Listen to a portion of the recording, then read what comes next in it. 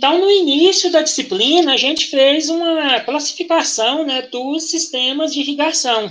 Não sei se todos estão lembrados, né, que lá a gente tinha o quê? 4 métodos de irrigação, né?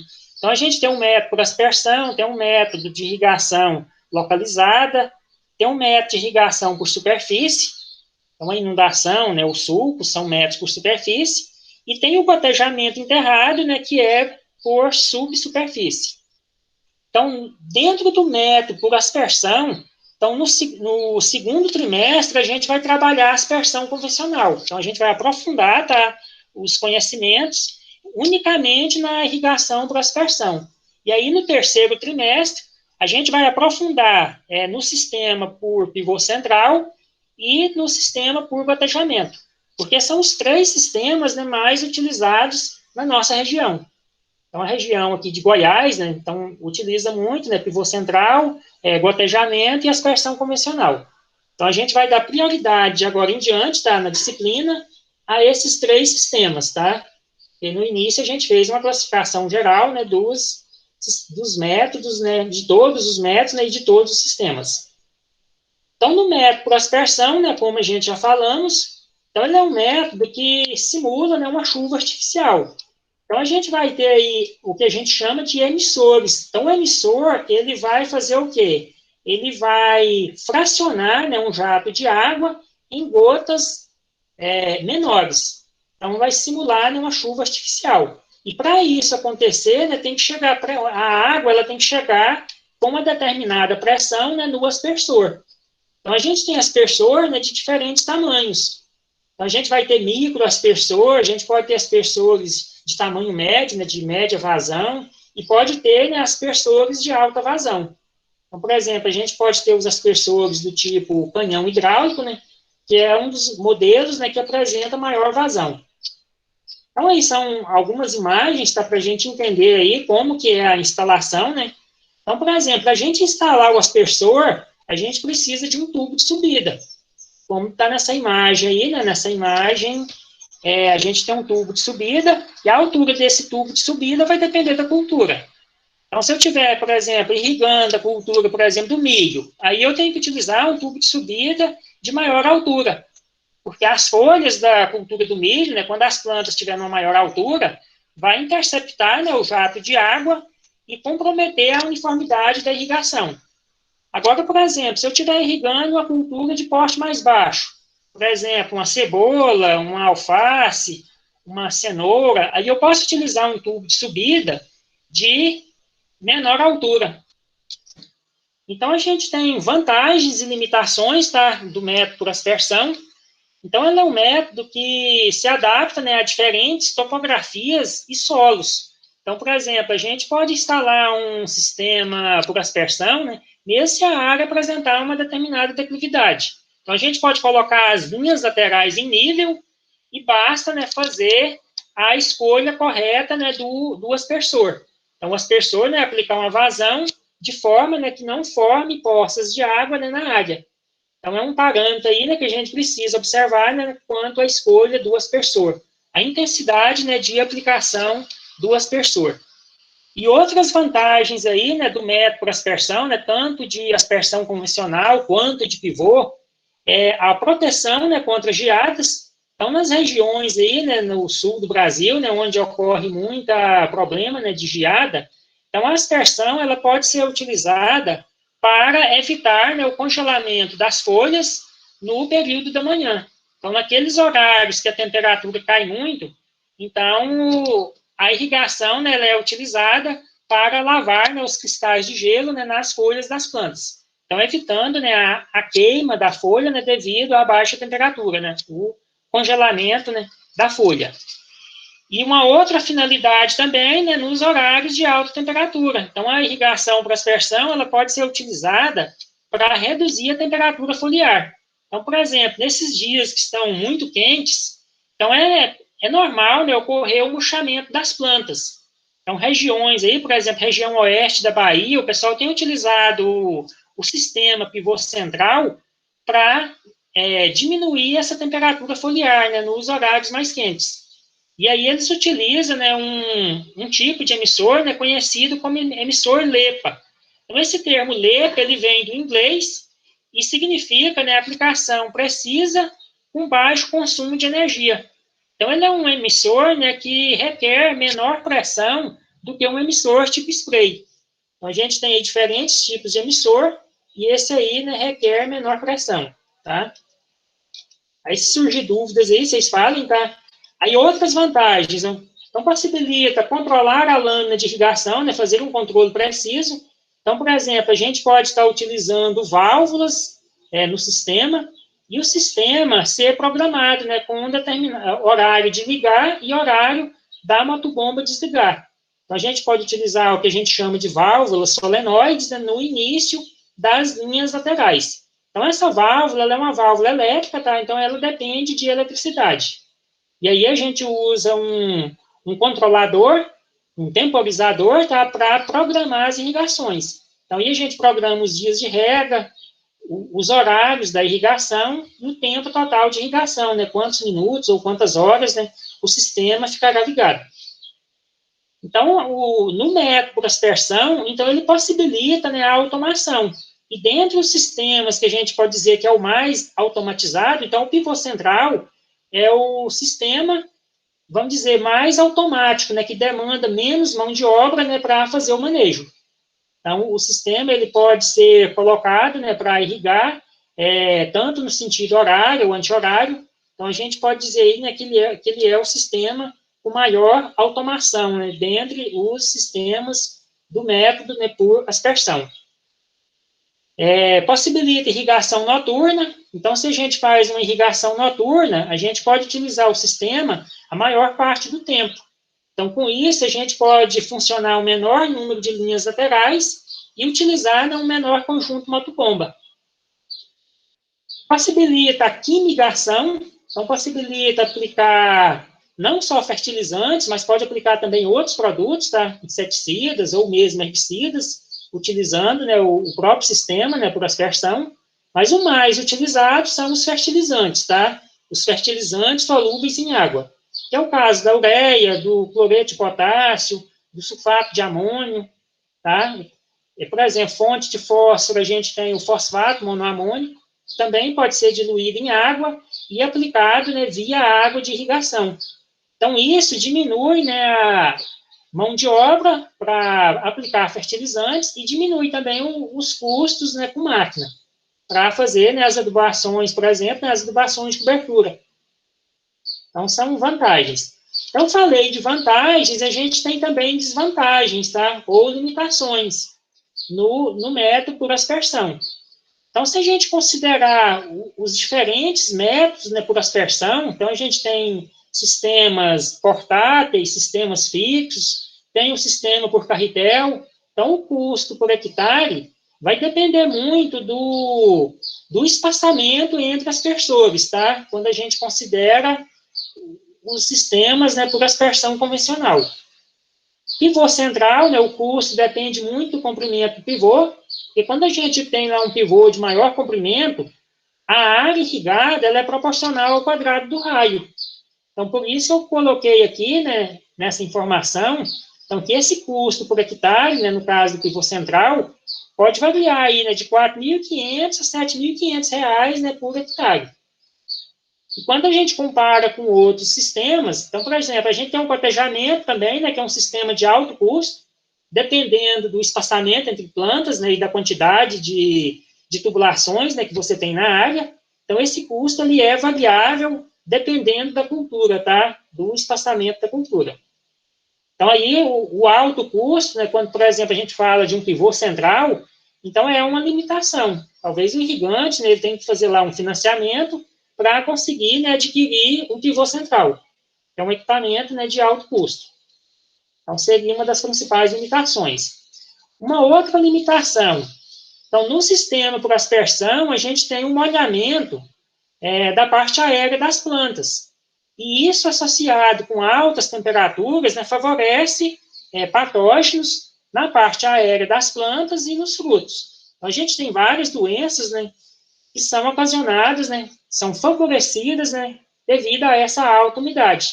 Que é o caso, por exemplo, da pinta preta, né, no tomate, Aí tem outras doenças, né? Por exemplo, antracnose, na soja tem a ferrugem asiática, o mofo branco no feijoeiro. Então, tem várias doenças aí, tá? Que são favorecidas pela alta umidade nas áreas irrigadas, tá? Por aspersão. E aí, quando utiliza, por exemplo, um gotejamento, né, diminui esse problema. Aí é uma imagem, tá? Esse é o mofo branco. É um mofo branco, né, no feijoeiro. Essa doença é conhecida também, né, por esclerotínia. Uma esclerotínia aí seria o fungo, tá? Causador do mofo branco. Então, e ocorre não só no feijoeiro, né, na soja também e outras culturas. Então, eu citei só alguns exemplos, tá claro que tem outros exemplos de doenças. Outra limitação da aspersão, né, o crescimento de plantas daninhas, né, as plantas infestantes. Então, isso aumenta, né, os custos com herbicida, com capina ou roçagem, né, onde utiliza roçadora, né, para fazer esse controle de planta daninha. Aí a gente tem a uniformidade de irrigação, né, influenciada pelo vento. Então, outra limitação, né, da aspersão convencional. Então, recomenda irrigar nos horários de menos vento.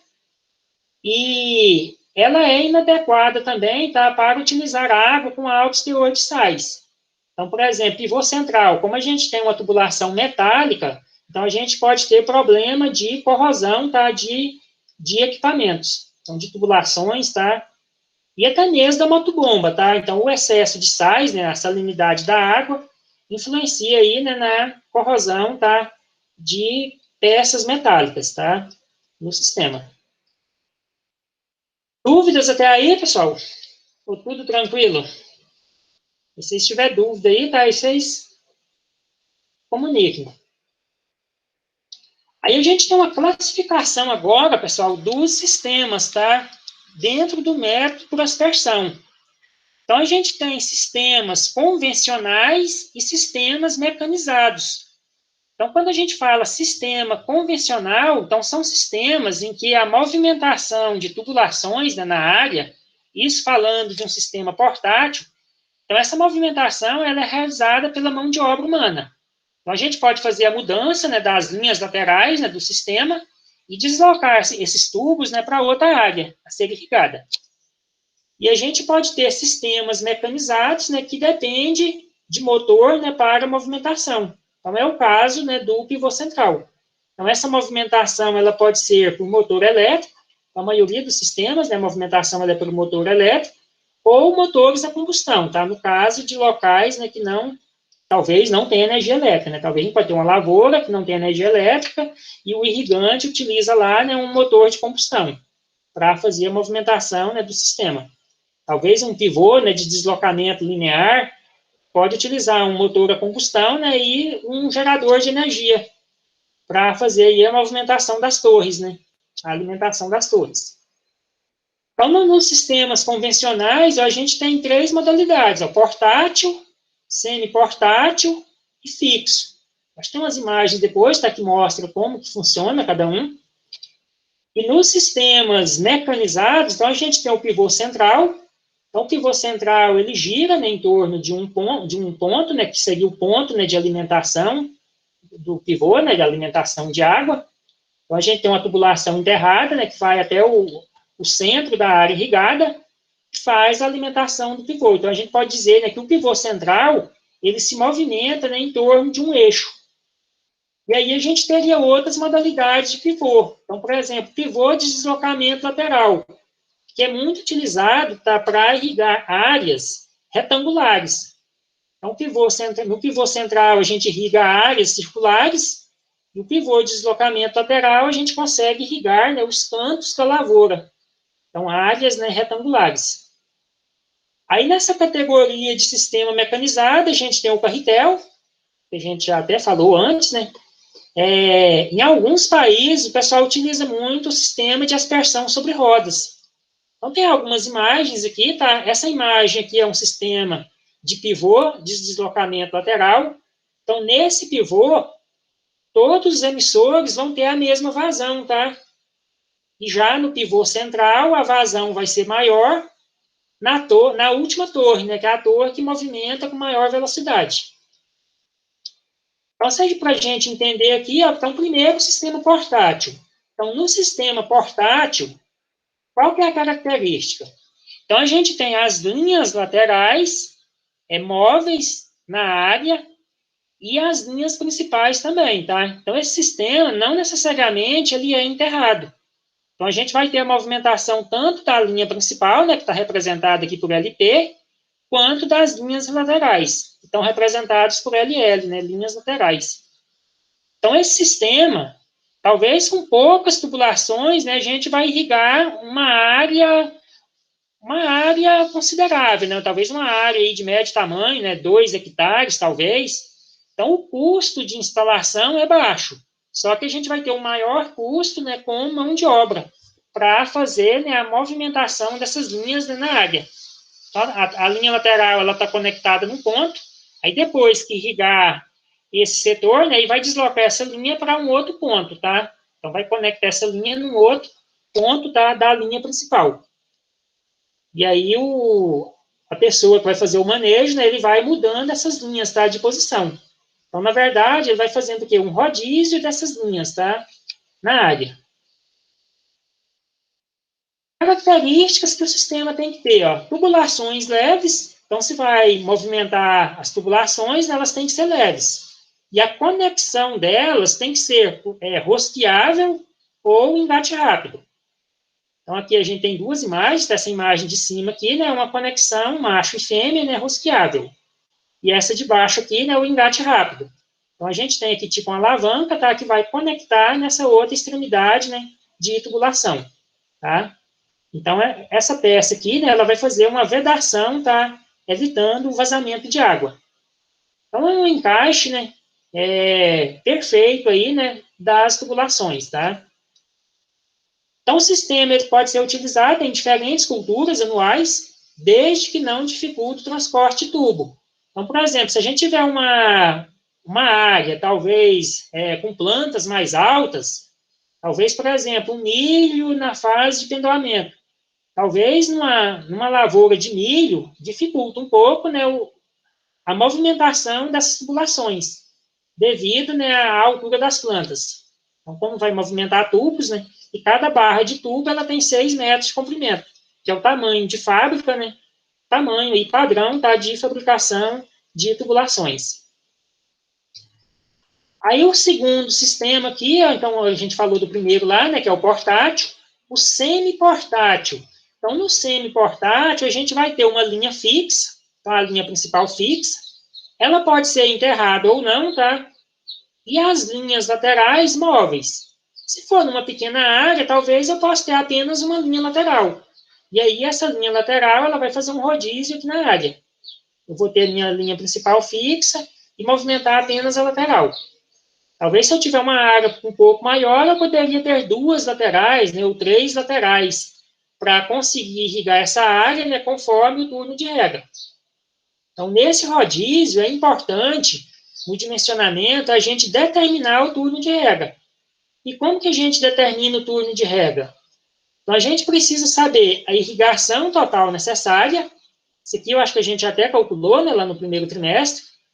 E a gente precisa saber qual que é o consumo de água da cultura, né? A evapotranspiração da cultura.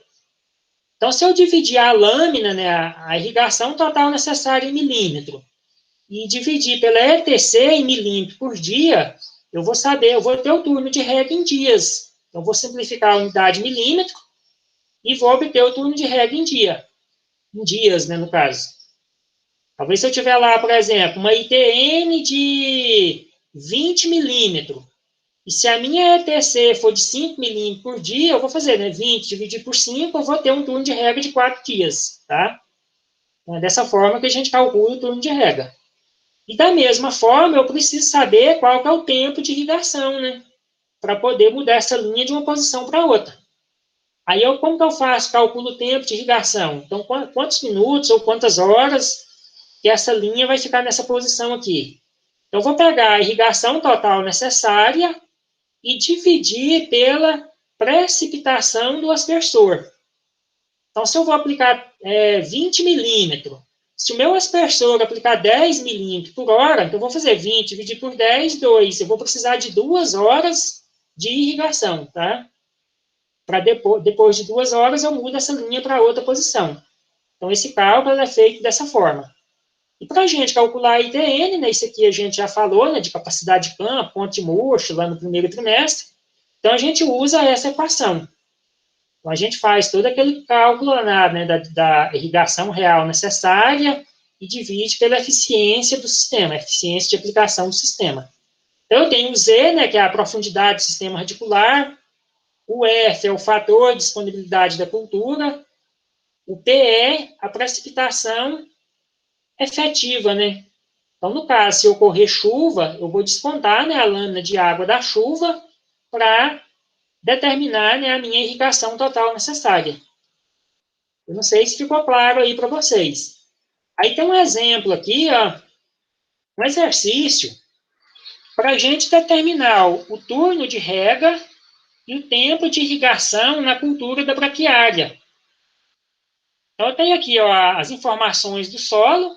Então, ponto de murcho de 0,17, 17%, né, de umidade. Umidade na capacidade de campo, 0,33, né, 33%.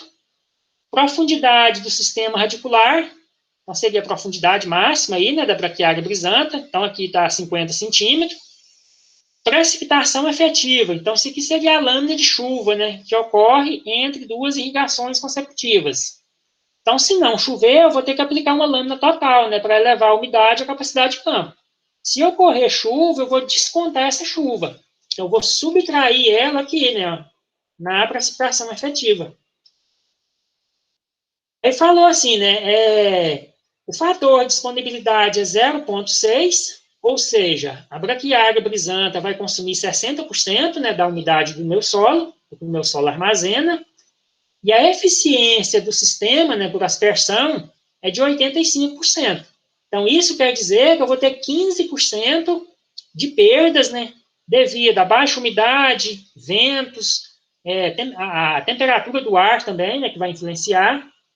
E aí falou, considera a evapotranspiração da cultura 7,5 milímetros por dia e a vazão do aspersor 828 litros por hora, sendo o espaçamento dos mesmos de 6 por 12 metros.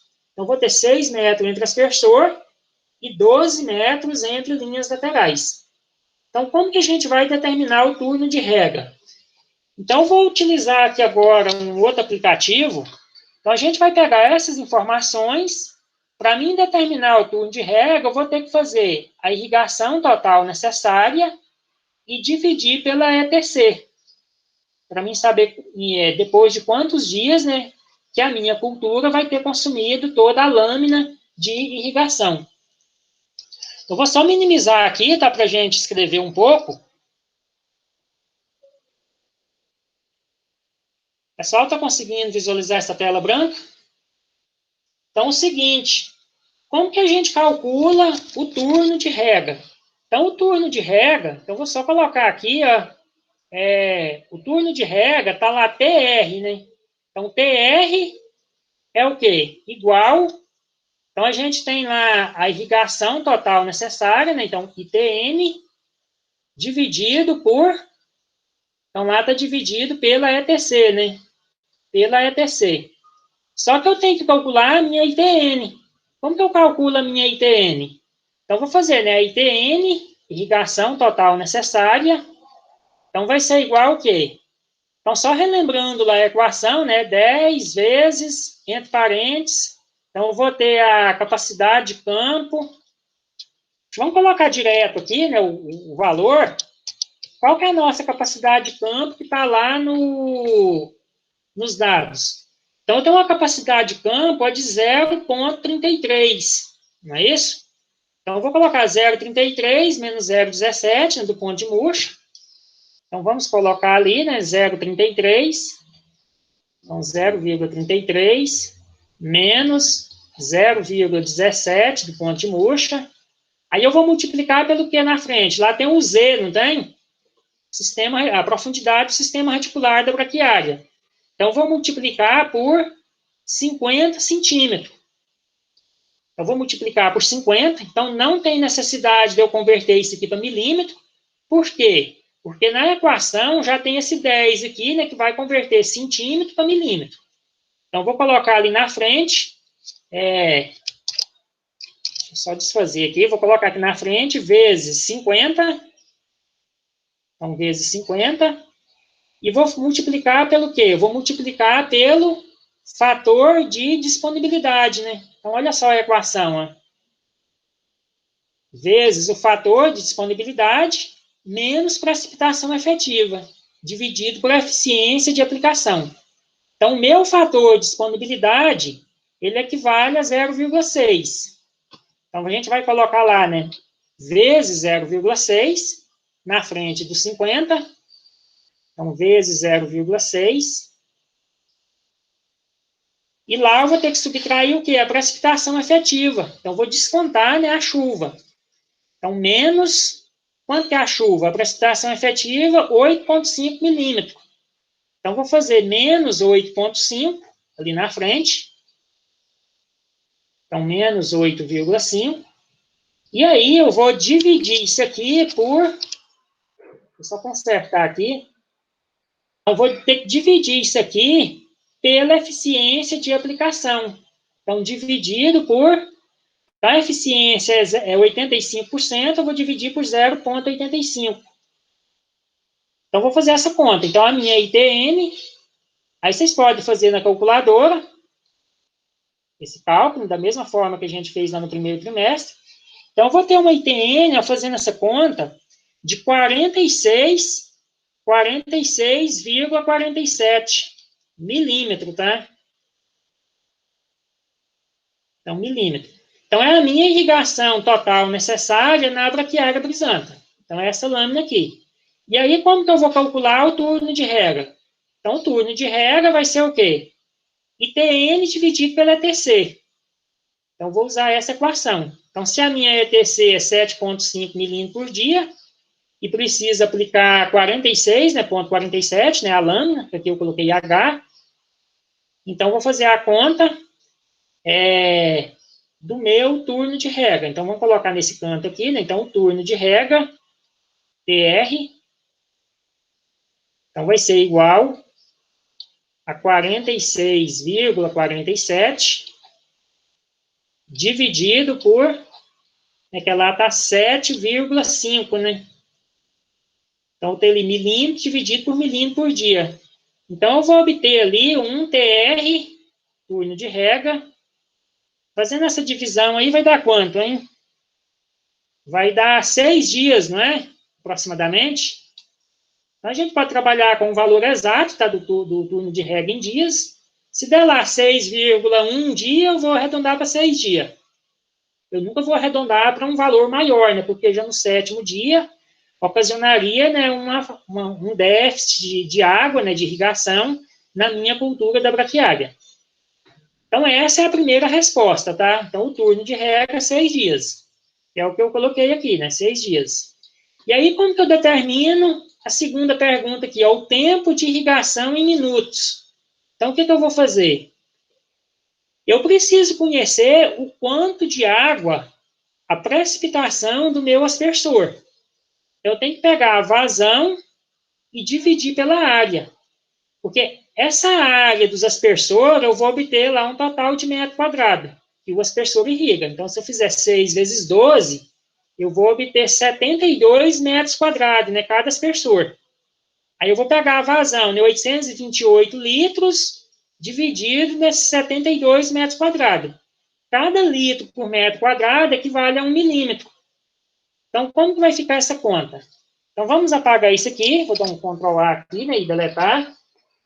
Então, eu vou calcular o meu tempo de irrigação. Então, eu preciso saber primeiro a precipitação, né, P do aspersor. Então, vou pegar a vazão dividido pela área, que é o espaçamento 1 vezes o espaçamento 2. Falhou aqui, deixa eu só corrigir aqui. Vezes o espaçamento 2, né? que é o espaçamento 1? Então, eu posso pegar lá o espaçamento entre aspersor e o espaçamento 2, o espaçamento entre linhas laterais. Então, a precipitação vai ser o quê? Quanto que é a vazão do meu aspersor? Então, a vazão do meu aspersor lá é 828. Então, vou pegar 828. Lá está a unidade litros por hora, não está? Aí eu vou dividir por essa área. Essa área, ela vai dar quanto? O espaçamento é 6 por 12, né? Então, vou colocar aqui, né? 6 vezes 12. Quando eu multiplicar isso aqui, né? Como a unidade está em metro, isso aqui vai resultar o quê? Vai resultar metro quadrado. E quando eu pego essa divisão aqui, ó, litro por metro quadrado, isso aqui ó, equivale a milímetro. Então, 1 litro por metro quadrado equivale a 1 milímetro. Então, se eu dividir 828 dividido por 72, que é essa multiplicação, eu vou obter o total, né, de milímetro por hora que o meu aspersor aplica. Então, fazendo a conta aí, então a gente vai obter, né, uma precipitação. Então, 828 dividido por 72 vai dar 11, aí vocês podem fazer aí na calculadora, 11,5. Então, 11,5 milímetros por hora. Então, é o quanto o meu aspersor aplica. Então, esse aspersor vai funcionar quanto tempo? Então, eu vou fazer o tempo de irrigação, que vai ser o quê? Então, vai ser a minha lâmina total, né, que eu quero aplicar, a ITN, e vou dividir pela precipitação do aspersor. Então, vou ter um tempo de irrigação. Quanto que era a minha ITN, que a gente fez antes? Ela era 46,47 milímetros. Aí, quando eu faço essa divisão aqui, eu vou dividir por 11,5 milímetros por hora. Então, o que eu vou fazer aqui agora? Eu vou simplificar as unidades aqui, né? Milímetro por milímetro. Então, eu vou obter o tempo em hora. Então, eu vou ter o meu tempo de irrigação, TI, igual 46 dividido por 11, vai dar 4,04 horas. Então, esse é o tempo total de irrigação, né, na braquiária brisanta. Então, a gente está respondendo, né, a segunda pergunta. Então, 4,04 horas. Aí, se eu quero passar para minuto, eu faço vezes 60. E aí dá 242,4 minutos. Ficou claro esse exemplo aí, pessoal? Se o pessoal tem dúvida. Deixa eu só ver aqui no chat, não sei se chegou alguma mensagem aqui depois. Mas beleza. Então, vou prosseguir aqui, pessoal, rapidamente. E aqui a gente perdeu um bom tempo, né? Mas não tem problema aí, né? A gente... Então, continuando aí sobre os sistemas, então a gente tem o canhão hidráulico portátil. Então, a gente tem um aspersor, né, de grande porte, de alta vazão, né, e alta pressão. Então, é uma outra modalidade, tá, de aspersor que pode ser utilizada. Talvez para culturas, né, com folhas mais resistentes, a gente pode utilizar essa modalidade de aspersor. Como é o caso da cana-de-açúcar, o pessoal utiliza muito ele para fazer a aplicação de vinhaça, e pode utilizar também em pastagens, tá? Por exemplo, na braquiária, por ser uma cultura aí, tá mais de folhas, né, mais resistente ao rasgamento, devido ao maior tamanho de gota, tá, com esse aspersor, tá? Aspersor de alta vazão. E aí a gente pode fazer, né, a movimentação do sistema, né, ao longo da linha principal. Então, a gente pode ter lá uma linha lateral, né, a gente tem lá os pontos de conexão, né, que a gente dá o nome de hidrante, para fazer a movimentação, né, tanto da linha lateral, quanto do ponto, né, de instalação do aspersor. Então, por isso que está o termo ali, né, portátil. Então, canhão hidráulico portátil, porque vai fazendo, né, a movimentação, né, do aspersor. Aquilo que eu falei, né, os hidrantes aí, né, os pontos de conexão do aspersor na linha, então tem que ter esses pontos de conexão, tá? Geralmente rosqueável, para facilitar a conexão, e a utilização, né, nessas culturas aí que eu citei, né, pastagem, cana-de-açúcar, dentre outras, principalmente as gramíneas, tá? Dentre outras culturas. Aqui a gente já tem um outro esquema, tá? Uma outra forma de fazer a irrigação por canhão, Talvez não é o sistema mais ideal, né, devido à alta deriva, né, a perda de água por evaporação. Então, aqui no caso, né, é um canhão, um aspersor por canhão hidráulico, portátil, né, com movimentação, né, ao longo de um canal. Então, né, a desvantagem desse sistema é a alta deriva de água, né? Pode acontecer também de formar poças de água, né, não ter uma boa uniformidade, né, de distribuição. Então, eu não aconselho para utilizar esse tipo de sistema, tá? Talvez é numa situação, né, que onde talvez não tenha energia elétrica, né, no local, e aí poderia estar utilizando, talvez, né, um motor de combustão interna. A gente poderia ter sistemas utilizando mangueira nas linhas laterais, tá? Só que essa modalidade de sistema não tem como fazer a movimentação. Então, a tubulação de polietileno, né, a mangueira, ela sendo flexível, então dificulta a movimentação. Então, a única coisa que a gente pode fazer talvez para obter uma melhor uniformidade, né, como esse tubo de subida ele é flexível, a gente pode mudar o aspersor de posição. Então, a gente pode, nesse caso aqui, poderia até enterrar a mangueira, né? Então, nesse caso aqui, a gente teria que utilizar, né, a mangueira de forma fixa na área. E aí a gente poderia utilizar tubos, né, com diâmetro aí, né, de 32, aqui ficou um erro, tá, seria 32 milímetros, vou até corrigir aqui, 32 milímetros, ou 1 polegada, tá? Então, 32 milímetros seria 1 polegada e 1/4, tá? Então, essa linha lateral, então, se a gente utilizar um aspersor de menor vazão, né, a gente pode utilizar um diâmetro um pouco menor que 32 milímetros. Esse 1 polegada aqui daria 25 milímetros, tá, aproximadamente. Ou 2,54 centímetros, né? Sistemas fixos. Algumas culturas, o sistema tem que ser fixo. Então, por exemplo, pastagem, talvez tem muito animais, né, na área que pode danificar, né, as tubulações. Aí eu tenho que utilizar um sistema fixo enterrado, para não ocorrer danos, né, nas tubulações, né, pisoteio, né, de bovinos sobre as linhas laterais do sistema. Então, a gente pode ter um sistema fixo, temporário, ou fixo, permanente. O que é um sistema fixo, temporário? Então, o sistema ele é fixo durante o ciclo da cultura e portátil, né, entre a safra. Então, depois que eu fizer a colheita, né, da minha cultura, eu posso deslocar esse sistema para outra área. Então, nessa modalidade aqui, né, o sistema não pode ser enterrado.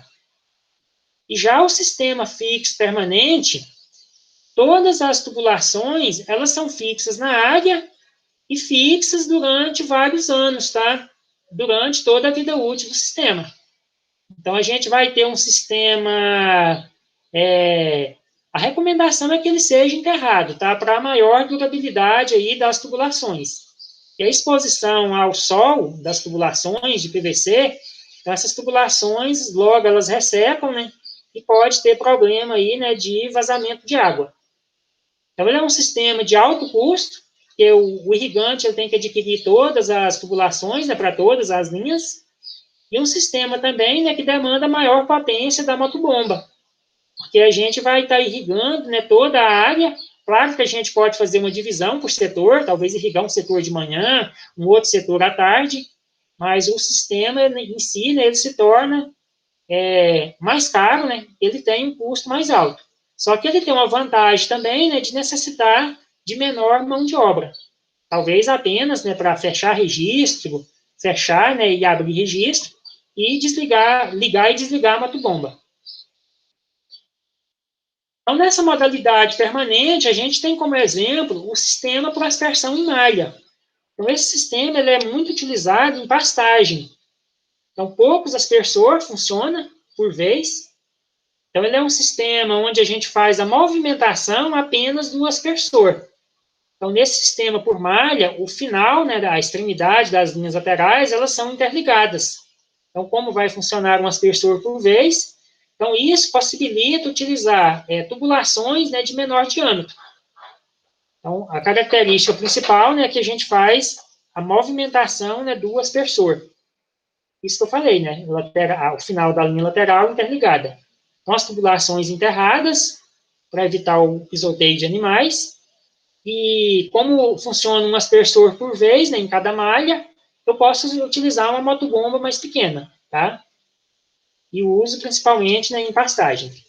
Aqui a gente tem um outro esquema, então falando aí dos sistemas, né, o sistema por pivô central, então a gente até caracterizou esse sistema, né, a principal característica é que o sistema apresenta torres, né, com diferentes velocidades, e na última torre a gente vai ter o quê? Aspersores, né, emissores de maior vazão. Então, se vai ter um deslocamento mais rápido, em maior velocidade, para aplicar a mesma lâmina, então eu tenho que ter maior vazão, tá? Nos emissores da última torre. E a imagem do emissor LEPA, né, que eu já falei, depois vocês dão uma revisada, tá aí, aí são mais imagens, tá? De sistemas. Esse aqui é um sistema por pivô central na cultura do milho, em cristalina, tá? É um pivô aí de grandes dimensões, tá? Um pivô aí de aproximadamente 50 hectares. Então, aqui seria a parte central do pivô, tá? Os primeiros emissores, né, que estão ao centro da área. Aqui é uma outra imagem, está nessa mesma fazenda, lá em Cristalina, na fazenda Santa Bárbara. Então, a gente tem as motobombas, né? Então, vocês podem perceber que são tubulações de grande diâmetro, tubulações de alta potência. Então, é um sistema que demanda alta vazão. Então, nessa casa de bomba lá, tinha 4 conjuntos motobomba e tubulações, né, de 200 milímetros. Então, são tubulações aí, né, que demandam uma alta vazão e isso requer, né, o represamento de água. E para fazer o represamento de água, né, tem todas aquelas normas lá, né, de licenciamento ambiental e também, né, a obtenção de outorga para fazer essa captação de água. Então, estamos aí num período crítico, né, de seca, falta de chuva, né? Então, isso é uma limitação, né, para estar utilizando o sistema pivô central. Talvez eu acredite que aí nos próximos anos, né, possa ter problema, né, a utilização de pivô central em Goiás, né, devido aí, né, à redução na vazão, né, dos nossos cursos d'água. E quanto à modalidade dos sistemas, né, por aspersão, no caso, os sistemas por aspersão mecanizados, a gente teria outros formatos de sistema. Então, eu coloquei isso aqui mais para vocês conhecerem, tá? Então, esse aqui é um sistema por aspersão, né, lateral móvel, também conhecido como barra irrigadora. Tem uma certa semelhança, né, com o pivô central, porém, o comprimento, essa barra aqui, ela tem lá um determinado comprimento, né, são 2 barras. Então, esse sistema, né, ele faz o deslocamento na área. Então, um deslocamento linear, diferente, né, do pivô central. E na imagem da direita, esse aqui é o pivô de deslocamento lateral, né? Aquele que eu falei, né, que irriga áreas retangulares. Isso aqui é uma outra modalidade, né, um sistema daquele, né, de deslocamento linear ao longo de um canal. Então, a gente tem aí, né, a alimentação, né, a sucção da motobomba. Então, aí é um sistema com motor a combustão interna.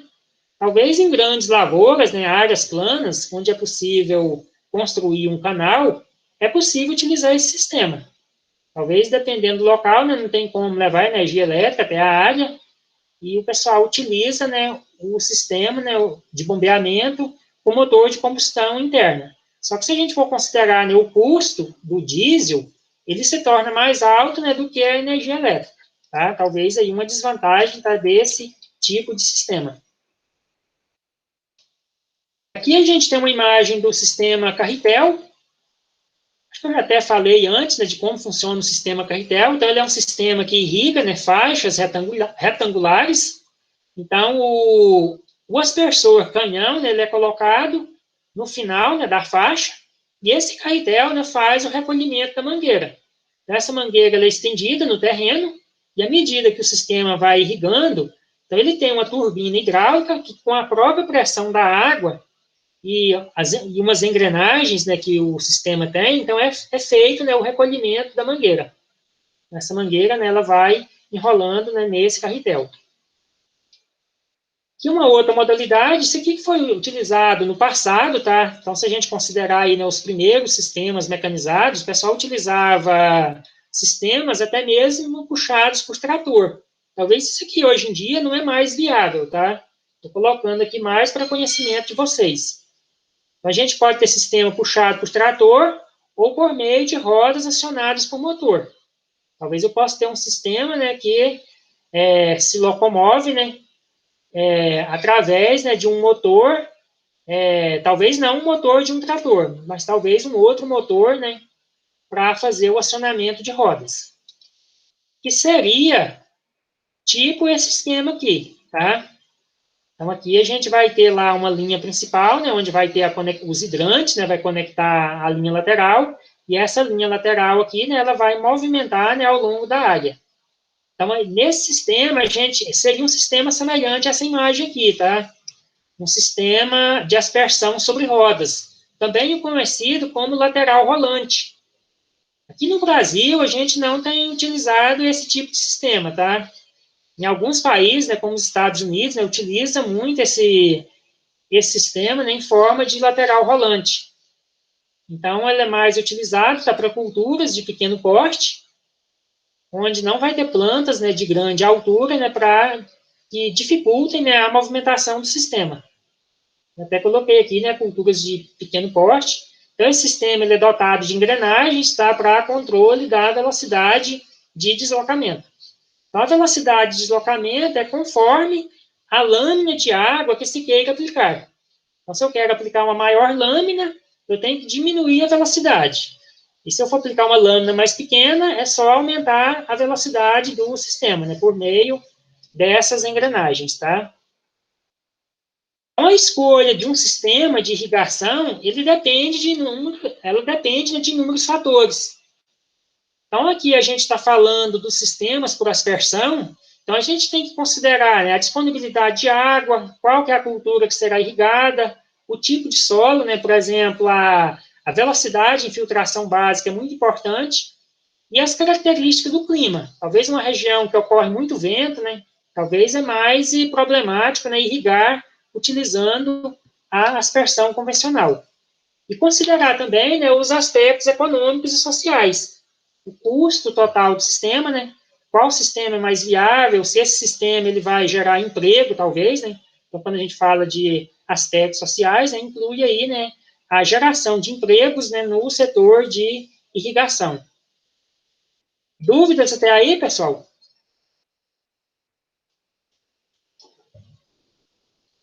Aí tem uma última parte, que é sobre os componentes dos sistemas. Talvez eu vou alongar um pouco o tempo aí, tá? Mas eu acho que seria interessante apresentar esses componentes dos sistemas para vocês não ter dúvida depois aí, tá? Quando a gente falar, né, de determinado equipamento. Então, componentes dos sistemas. Por aspersão. Então, dentro dos componentes, então, começando pela motobomba, então a gente tem a válvula de pé, que é essa peça que vai dentro da água, né? Então, a válvula de pé ela tem a função de evitar o esvaziamento da sucção. Ela vai manter essa tubulação sempre cheia de água, evitando, né, a necessidade de escorva. Então, quando a gente usa esse termo escorva, para se referir, né, à retirada de ar da sucção, colocando água, né? Então, a gente coloca água, né, pode colocar água através do rotor da bomba, ou através de um tampão ou plug, que pode ser rosqueável, tá? Para fazer esse preenchimento aqui, né, se der uma entrada de ar. E normalmente nessa válvula de pé tem um crivo, uma abertura, né, ou tela para evitar a sucção de sujeira, tá? De partículas grosseiras do fundo, né, do reservatório. Talvez no fundo de uma represa, a gente pode ter lá folha, pode ter areia, talvez assoreamento, né? Matéria orgânica, talvez pequenos peixes também, né? Pode acontecer da motobomba succionar. Então, o crivo é para evitar, né, a entrada de sujeira dessas partículas, né, na motobomba. Porque isso aqui, talvez, dependendo do material, né, pode ocasionar danos, né, ao rotor da motobomba. Talvez pode acontecer de succionar, né, talvez uma sacola plástica que tiver na água e isso obstruir, né, a válvula de pé. Talvez a motobomba ela pode estar funcionando, talvez com uma baixa vazão. Talvez um dos fatores, né, pode ser a obstrução dessa válvula de pé. Após a motobomba, a gente tem o quê? A gente tem a válvula de retenção. A válvula de retenção, ela é um dispositivo que evita o retorno da água, tá? Então, se a bomba bombeia a água morro acima, quando ela é desligada, essa água ela retorna, né, em alta pressão, devido ao desnível do terreno. Então, a válvula de retenção, né, ela vai evitar, né, danos na motobomba, devido, né, essa sobrepressão, que a gente dá o nome de golpe de arite, devido ao retorno da água. Então, a gente pode ter aí, né, danos no rotor da motobomba, tá? Se a gente não utilizar a válvula de retenção, principalmente no sistema pivô central. E talvez a gente tenha uma represa lá, né, numa determinada cota, e a área irrigada está talvez a 20 metros de desnível, né, em relação à motobomba. E aí, quando desliga a motobomba, né, essa água retorna e ocasiona, né, esse golpe de arite. Uma alta pressão, tá, de retorno da água, devido à declividade do terreno. E quando a gente fala de motobombas, a gente tem diferentes modalidades de motobomba. Então, a gente tem bombas de um rotor apenas. Então, o rotor é o componente que vai entrar em contato com a água. Então, a gente fala bomba, essa parte que está em contato com a água, e o termo moto, que quer dizer motor, que é a parte, né, que está os componentes elétricos. Então, a gente vai ter um eixo que vai transmitir a força, né, do motor elétrico. Então, por exemplo, eu tenho aqui uma motobomba de um rotor apenas. Então, essa motobomba, a gente dá o nome de bomba monoestágio. Então, ela tem apenas um estágio, né? Ou seja, apenas um rotor. Então, nesse rotor, a água vai entrar, né, pelo centro, e devido à rotação, então a gente tem bombas aí, né, de 1.750, né, rotações por minuto, bombas de 3.500 rotações por minuto. Então, devido à rotação, a gente vai ter uma força, que a gente dá o nome, né, de força centrífuga. Então, por isso o nome, né, bomba centrífuga. Aqui a gente tem outras bombas, ó, agora aqui multi-estágio, ou seja, 2 ou mais rotores, tá? Então, eu tenho uma bomba aqui, ó, de 6 rotores. Então, essa bomba, ela vai ter uma maior pressão, ela vai ocasionar, né, uma maior pressão na água. Então, a água vai entrar pela sucção e vai passar por todos esses rotores. E aí, aqui a gente vai ter a saída, né, ou recalque da água. Então, na saída aqui, né, a gente vai ter o quê? Uma elevação da pressão. Então, eu tenho uma pressão negativa na minha sucção e uma pressão positiva, né, no recalque. Então, eu vou conseguir bombear a água, né, numa maior pressão, né, numa maior altura, quando eu utilizo uma bomba multiestágio. E já numa bomba monoestágio, né, eu vou obter pressões menores, tá? Então, aí vai depender muito, né, do tipo de aspersor, né, que eu vou estar utilizando, tá? A escolha de uma bomba monoestágio ou uma bomba multiestágio. Ficou claro essa parte aí, pessoal? E essas bombas, elas são instaladas com eixo na horizontal, tá? Que a gente tem diferentes modalidades de motobomba. Então, por exemplo, a gente tem motobombas para postos artesianos, em que o eixo ele funciona em outra posição, tá? Por exemplo, na posição vertical. Então, no caso da irrigação, a gente utiliza a motobomba, tá, com eixo na horizontal. Aí, dos componentes, né, após a motobomba, a gente tem as tubulações. Então, eu posso ter, ó, linha principal, linha de derivação. Então, tem aqui duas linhas de derivação. E saindo das derivações, eu tenho as linhas laterais. Eu poderia colocar, por exemplo, um registro para irrigar cada setor de uma vez. Então, eu não tenho necessidade, né, de irrigar toda a minha área no mesmo horário. Então, eu posso setorizar o meu sistema. Então, eu posso irrigar um setor de manhã, outro setor à tarde, aí vai depender, né, do meu turno de rega e do tamanho, né, da minha área irrigada. Então, aí é só um esquema, tá, de como que a gente poderia distribuir, né, as tubulações na área. Os tipos de tubos. Então, na aspersão, a gente dá preferência, né, para tubos de PVC, mas a gente poderia ter outros materiais, por exemplo, para pivô central, a gente pode ter lá o aço zincado, né, que é um material mais utilizado, vamos dizer, mais resistente também, né, a altas pressões. Então, aqui é uma classificação, tá, dos tubos e da pressão que ele suporta. Então, o PVC, no caso, até 80 metros coluna d'água, ou 8 kgf por centímetro quadrado. Então, a gente tem tubulações de maior espessura de parede, ou seja, mais resistente. Então, a gente tem, por exemplo, o PVC PN80, tem o PVC PN60, o PVC PN40. Então, esse termo PN quer dizer pressão nominal, tá? Então, a pressão nominal, né, que aquela tubulação é capaz de suportar. E o comprimento padrão das tubulações é, né, 6 metros, aquilo que eu falei. Então, todos os fabricantes de tubo, né, fabricam tubos com 6 metros de comprimento. Por isso que os espaçamentos de aspersores são múltiplos de 6. Então, a gente tem aspersor de espaçamento 6 por 6, 6 por 12, 6 por 18, 12 por 12. Então, devido a esse comprimento padrão de 6 metros. As conexões entre tubos, elas podem ser de 3 tipos principais. Né? Elas podem ser soldáveis. Então, quando a gente usa a cola, né, de colar PVC, eu tenho o quê? Uma tubulação soldável. Então, quando a gente tem um sistema fixo na área, então a gente pode estar utilizando a cola PVC. A gente poderia utilizar a conexão entre tubos de forma por meio de junta elástica. Então, aqui é um outro formato de tubo, tá? Então, a gente tem um anel de vedação, né, nas extremidades. Então, posso utilizar esse tubo também, né, em sistemas fixos ou enterrados.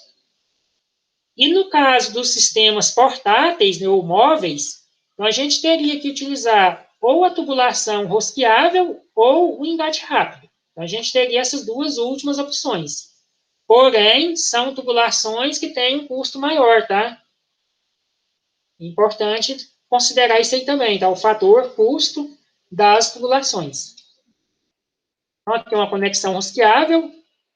Então, na irrigação, a gente tem dado preferência para as tubulações de cor azul, porque, na verdade, a gente tem 3 linhas, né? Tem a linha predial, a linha marrom, que é a que resiste a maiores pressões, e tem a linha branca, que é a linha que a gente chama de linha esgoto, que são tubulações que resistem a menor pressão. Então, como normalmente no esgoto o escoamento é por gravidade, então aquela linha de tubulações brancas, elas têm uma menor espessura de parede, tá? Mas lembrando que tem também uma linha da cor branca, que é predial.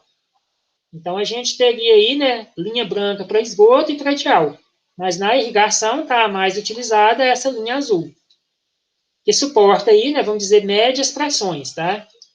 Pressões aí de 20 até 80 MCA. Aqui é uma conexão do tipo engate rápido, tá? Então, esse tipo de conexão aqui, eu não posso enterrar ela. Da mesma forma, a conexão rosqueável.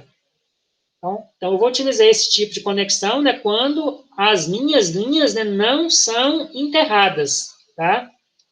Um detalhe aí. Isso aqui é a forma de instalação, tá, de aspersores na linha. Então, normalmente, a gente utiliza um P de redução. Então, eu tenho que reduzir o diâmetro. Talvez eu tenha lá a linha lateral de 50 milímetros, e aí eu tenho que reduzir para 25 milímetros. Eu vou utilizar um T, né, de redução, normalmente rosqueável, tá? Ou então soldável. Talvez se eu não for fazer mudança, né, do sistema, isso aqui pode ser soldável. Vou utilizar a cola PVC, né? E o comprimento do tubo, né, vai ser de acordo com a minha cultura. E aí a conexão dos aspersores, elas podem ser, normalmente elas são rosqueáveis, tá? Aí eu utilizo um adaptador rosqueável, né, na extremidade do tubo de subida para conectar o aspersor. Então, esse aqui é um aspersor de 2 bocais, então um aspersor rotativo de 2 bocais.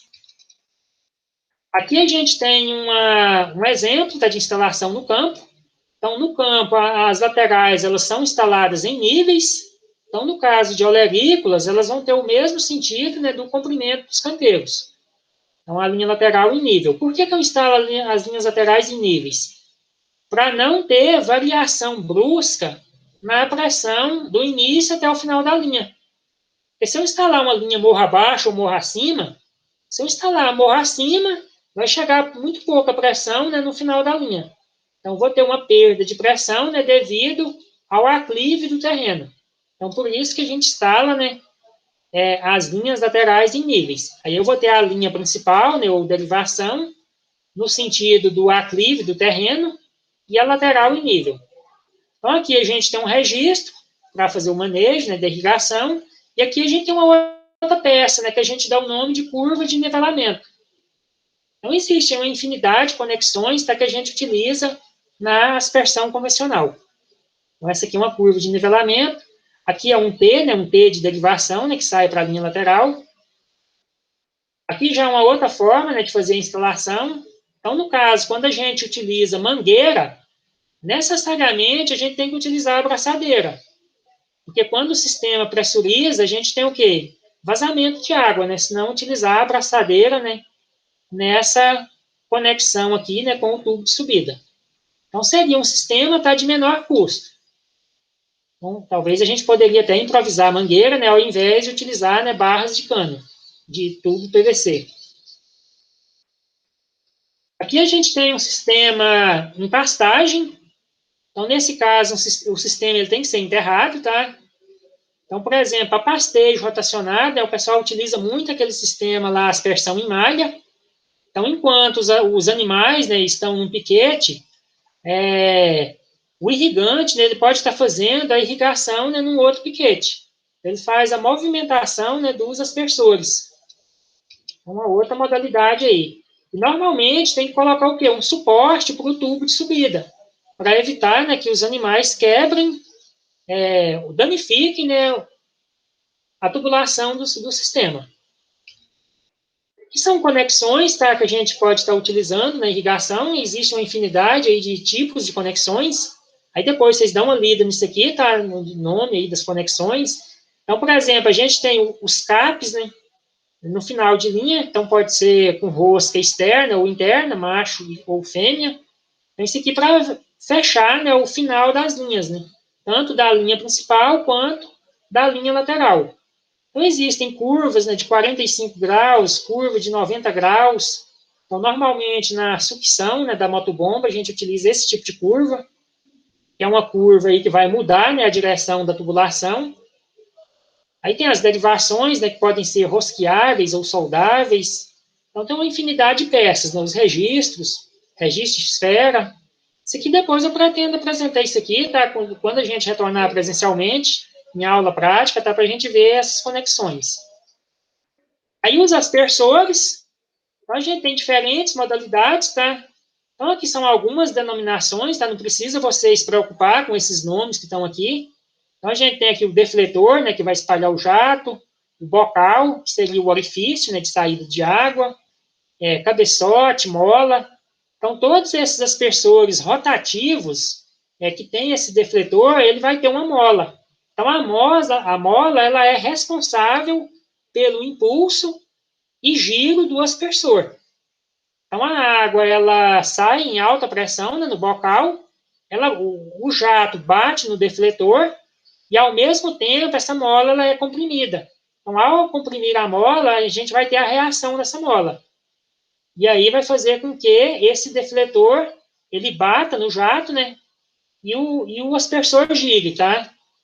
E aí a gente pode ter aspersor que gira 360 graus, aspersor setorial, talvez que gira um ângulo menor, e tem uma classificação dos aspersores. Então, a gente pode ter outras modalidades, tá? Por exemplo, o emergente.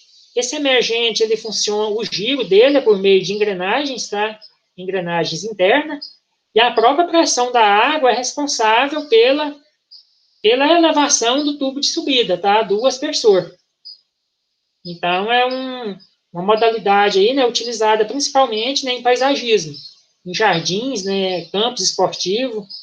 Então, aqui é um aspersor da empresa Rainbird, tá? Então, é um termo em inglês, é o nome da empresa, né, que significa chuva, pasto. Então, é um dos fabricantes aí, né, de aspersores.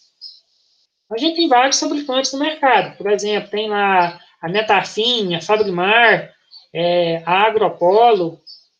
A gente tem fabricantes multinacionais, né? Então, por exemplo, a Tigre também, né, fabrica aspersores. Então, a gente tem aí uma grande quantidade, né, de fabricantes, né, e de tipos de aspersores. Então, na classificação, a gente tem os rotativos, aí eles podem ser, ó, por impacto, por reação ou por engrenagens. Então, esse modelo aqui da imagem, ele é um aspersor rotativo de impacto. Então, a gente vai ter uma mola, né, que vai impulsionar, né, o giro do aspersor. E já esse modelo aqui de baixo, né, o aspersor emergente, ele é rotativo por engrenagem.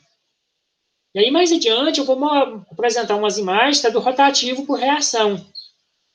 Então, no caso dos rotativos por impacto, a gente tem um menor bocal, esse aqui é um aspersor de 2 bocais, esse menor bocal vai aplicar água ali mais próximo do tubo de subida, e o maior bocal, ele vai ter o maior alcance do jato, tá?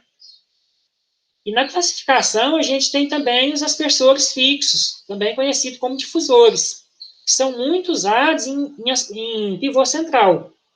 Então, a gente vai ter o bocal e vai ter uma placa defletora que vai espalhar o jato.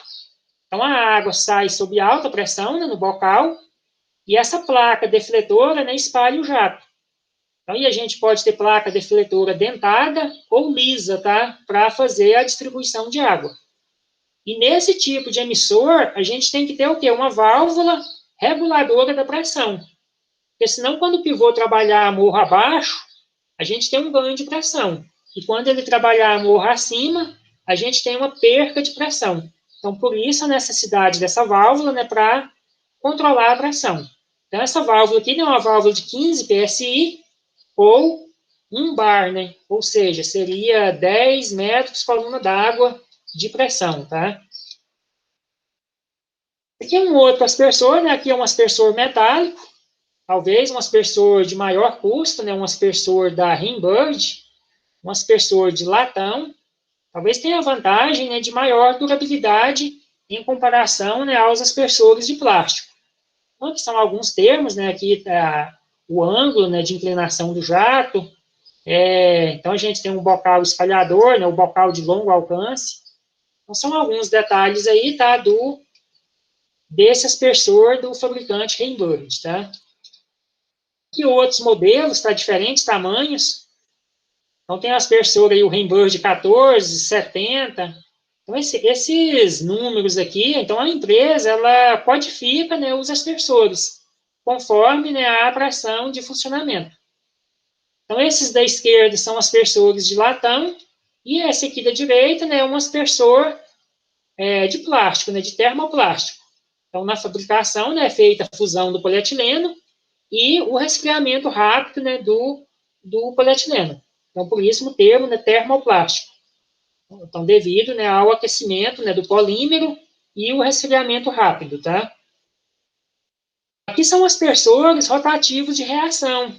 Talvez você já possa até ter visto, né, esse tipo de aspersor. E depois que a gente tiver a oportunidade de uma aula prática, tá, eu apresento para vocês, tá, o funcionamento desse modelo de aspersor. Aqui é o emergente, ó, então vocês podem observar que ele tem uma engrenagem interna, tá, responsável pelo giro. Então, são os aspersores utilizados, né, em campos esportivos. E na instalação, o pessoal utiliza um tubo flexível, tá? Para evitar danos, talvez o jogador, né, o atleta, pisa na posição do aspersor. Então, se essa tubulação não for flexível, então, no formato de uma mangueira, então ela pode danificar, né, devido ao impacto. Então, por isso que utiliza, né, essa tubulação flexível para conectar o aspersor, né, na linha lateral. Então, a linha lateral, né, enterrada. Aqui são imagens, tá? Então, isso aqui é mais, assim, vocês observar essas imagens, para vocês terem uma noção aí de funcionamento. Aqui, os emissores de pivô central, né, difusores. Então, tem lá o defletor dentado, né, vai espalhar o jato dessa forma. E o defletor liso, então, vai espalhar o jato, né, em todas as direções, de uma forma mais uniforme, tá? Então, aqui a gente tem filetes de água, né, no defletor dentado. Então, posso ter defletor com 18 dentes, defletor com 24 dentes. Então, vai depender muito aí do formato desse defletor. Na microaspersão também utilizo os defletores, tá? O mesmo princípio. Eu tenho o bocal, então aqui eu tenho um bocal verde, o jato vai sair aqui no bocal, então isso aqui é uma modalidade, tá, de microaspersor. E aí aqui eu tenho o defletor, né, que vai espalhar o jato. E aí a gente tem diferentes tipos também, né, de microaspersores. Então, a gente pode ter microaspersor fixo, difusor, né, ou rotativo. A gente poderia também construir aspersores de forma artesanal. Talvez se eu conseguir, por exemplo, pressurizar a água, então se eu tiver lá uma determinada pressão, né, na minha linha, eu poderia, talvez, né, utilizar até mesmo uma garrafa PET, né, fazer pequenos orifícios e conseguir, né, uma distribuição de água. Talvez, né, de uma forma aí, né, mais artesanal. E nessa classificação dos aspersores, eles podem ser classificados quanto à pressão. Em pressão muito baixa, de 4 a 10 MCA. Então, por exemplo, se o irrigante tem lá uma caixa d'água com de 4 a, por exemplo, 6 metros de altura, talvez já é suficiente, né, para ele utilizar um microaspersor. Então, a gente pode ter aspersores pequenos, né, de baixa pressão, pode ter aspersor de pressão muito baixa, baixa, média, aí média seria de 20 a 40, né, aí já precisa de uma motobomba, talvez uma simples caixa d'água, né, não é possível, né, obter essa pressão, a não ser que a caixa d'água, né, esteja no alto de um morro, né, e tenha lá um declive, né, para obter essa pressão. E aspersores, né, de alta pressão, né, acima de 40 MCA. Então, quanto maior a pressão, normalmente maior é o alcance do jato, tá? Um detalhe aí. Então, aqui a gente tem aquele modelo lá, rotativo de reação, né? Então, a gente pode observar aqui, ó, que à medida que aumenta a pressão, a vazão também aumenta. Então, tem lá 0,5, que seria kgf por centímetro quadrado, tem uma vazão de 390 litros por hora. E quando a minha pressão aumenta para 2 kgf, a minha vazão também aumenta. Então, isso aqui vai aumentar, né, de forma linear. Quanto maior a pressão, né, maior a vazão. E, consequentemente, também, né, maior o raio de alcance do aspersor. E a outra imagem está de diferentes tipos de aspersor, de diferentes fabricantes. Então, aqui a gente tem o aspersor da Fabrimar. Então, esse aqui ele é um aspersor setorial, onde você pode controlar o giro dele. Depois eu pretendo apresentar esses aspersores para vocês, tá? Numa aula prática, quando a gente retornar. Aqui é um aspersor da Amampo, de um bocal apenas. Aqui é um aspersor da Fabrimar, 2 bocais, né? E ele tem um parafuso aqui, né, que faz o espalhamento do jato, onde você pode controlar, tá, o espalhamento do jato. E um detalhe, nos aspersores setoriais, eles têm apenas um bocal, tá? Que a gente pode controlar o ângulo de giro. Talvez se a gente quer irrigar um jardim, talvez não quer que molhe uma calçada. Então, a gente poderia controlar esse giro, talvez em 270 graus, ou 180 graus, ou então molhar apenas 90 graus. Então, tem como a gente controlar o giro do aspersor. A mesma coisa, os aspersores que a gente instala em casas de vegetação. Talvez sobre uma bancada de mudas, né, para fazer irrigação. Eu posso ter um aspersor de giro completo, que molha 360 graus, posso ter um aspersor que molha apenas 180 graus. Tá? E aqui são outras modalidades, ó, de aspersor. Então, tem aqui o aspersor subcopa, com menor inclinação do jato, muito utilizado na cultura da banana, tá? Evitando o molhamento das folhas. Aqui o NY12, que teria aproximadamente 12 graus, tá, de inclinação do jato. E aqui o NY30, que vai ter o quê? Um alcance do jato, né, numa maior altura. Talvez a maior altura não é tão vantajoso, né? A gente escolher um aspersor, né, para aplicar água a maiores alturas. E aí a gente vai ter um maior efeito do vento, né, e maior deriva e perda de água. E são aspersores médios, tá? Outra imagem. Que são aspersores de grande tamanho, tá? Os aspersores do tipo canhão hidráulico. Aí eles têm o que? Um braço oscilante para espalhar o jato. Aí vocês vão perceber naqueles vídeos lá, tá? O mecanismo de espalhamento do jato. Aqui também tem um parafuso para espalhar o jato. Então, são aspersores de grande vazão. Aí vocês dão uma lida nesses detalhes aí, tá? Aí na vazão, na rotação do aspersor, porque quanto menor o aspersor, né, maior é a velocidade de rotação. Já um aspersor maior, ele vai demandar mais tempo para dar uma volta, para dar um giro completo. Tanto é que um microaspersor a gente não consegue contabilizar, né, quantas rotações ele dá no minuto. A não ser que a gente grave um vídeo, de talvez lá de 1 minuto, né, e roda esse vídeo numa câmera lenta, para contabilizar, né, quantos RPM, né, quantas rotações por minuto que aquele aspersor é capaz de dar. Aqui seria a última modalidade, os aspersores setoriais, com diferentes ângulos aí, tá? De irrigação, ó, 270, 180. Isso aqui é muito utilizado em jardim, tá? Talvez para evitar molhar uma parede, uma calçada, a gente utiliza esse tipo de aspersor. E eles são aspersores de custo mais alto também, que os aspersores convencionais de giro completo. Aí a gente pode ter aspersor de 1 ou 2 bocais. Atualmente já tem empresa que fabrica aspersor de 4 bocais, tá? Então, mas são mais utilizados os de 2 bocais aqui no Brasil. E os de 2 bocais vão ter uma uniformidade melhor de irrigação do que os de 1 bocal apenas. E aí a gente tem também, né, a classificação quanto àquele ângulo, né, de funcionamento. O subcopa, que eu falei, né, que é muito utilizado na cultura da banana, na fruticultura, né, em geral, normalmente tem uma inclinação do jato de 7 a 9 graus, e os aspersores normais de 20 a 30 graus.